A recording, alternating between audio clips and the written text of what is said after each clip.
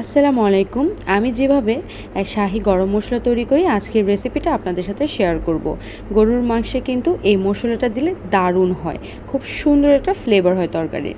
এখানে আমি জিরা নিয়েছি, জিরার পরিমাপটা একটু বেশি নিয়েছি, এখানে জিরাটা বেশি লাগবে। তারপরে তেজপাতা, সাদা গোলমরিচ, দেন হচ্ছে কাবাব চিনি, এটা দেখলে মনে হয় কালো গোলমরিচ, বাট এটা হচ্ছে কাবাব চিনি।